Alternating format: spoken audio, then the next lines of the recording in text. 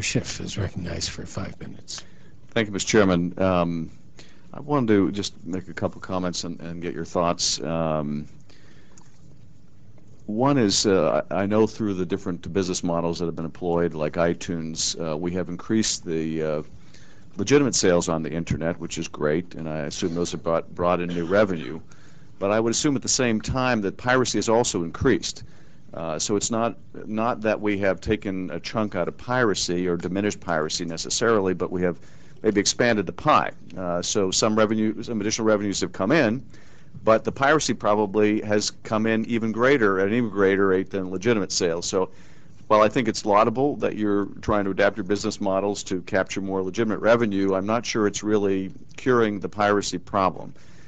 And I'm also a little skeptical of the Google experiment in China for the reason that if the content providers move to a advertising-only revenue model, they may be repeating what's happening in the newspaper industry. It hasn't worked out that well for them to sort of drop subscriptions and paying for content and go to a model where they're completely reliant on advertising revenue. And I would be concerned about moving too much in that direction. I realize in China it's better to get something than nothing, but if it ends up becoming the sort of standard model for the industry, you may find out that you're following in the steps of the newspaper industry. I'm very interested in the French model, and as I understand it, I don't even know if it has gone into effect yet. The challenge I would think we would have legislatively is if we deputize you, and there's nothing I would like better than to deputize you because I don't think the government can do all this. What form would that take? Would it take the form of providing a legal immunity for those who, after the proper notices, take down a site and therefore may be subject to being sued for taking down the site? So would we be authorizing and therefore, in effect, immunizing the ISPs from doing that? What kind of due process would we need to give if we're going to be, affecting speech, among other things, and potentially barring people's access to the internet? So that would be a second issue.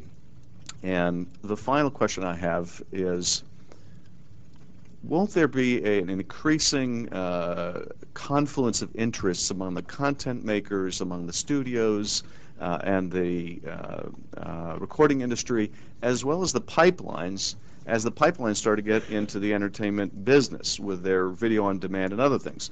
Don't the pipelines now have a greater interest, a greater conflict of interest with you to attack piracy on their own pipeline because they're offering legitimate content now?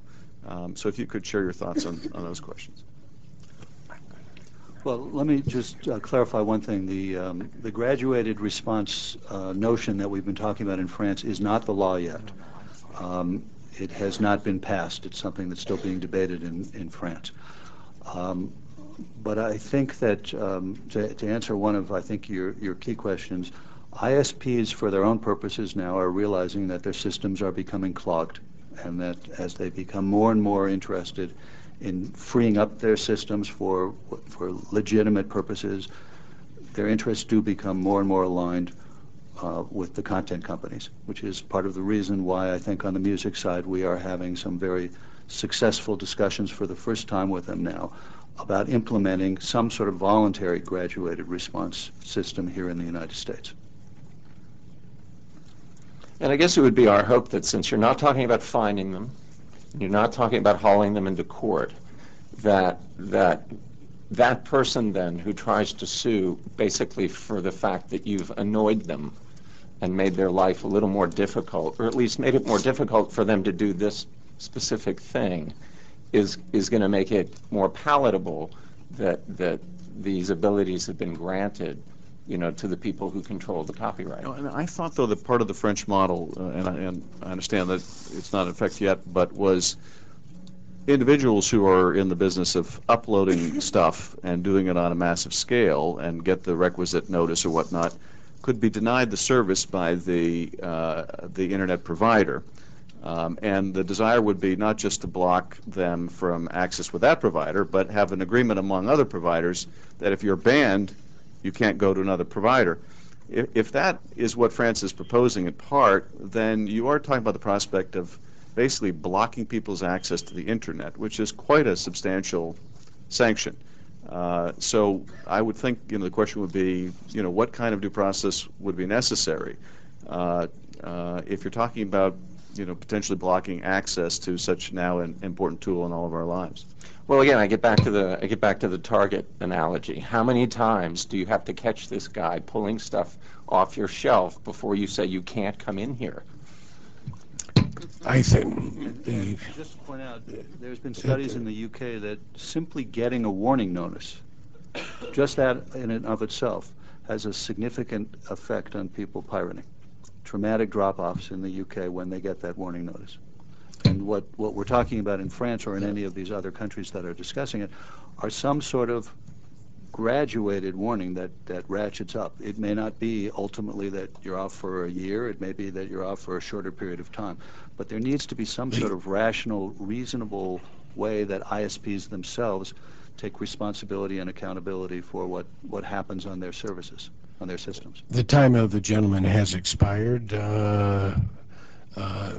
I think we're going to forego a second round at this point because we are going to have a subsequent hearing. There are a lot of different areas that have, with some specificity, that both the witnesses and members have discussed, which I think we should be following up on. And I had my own experience with trying to provide a self-help mechanism for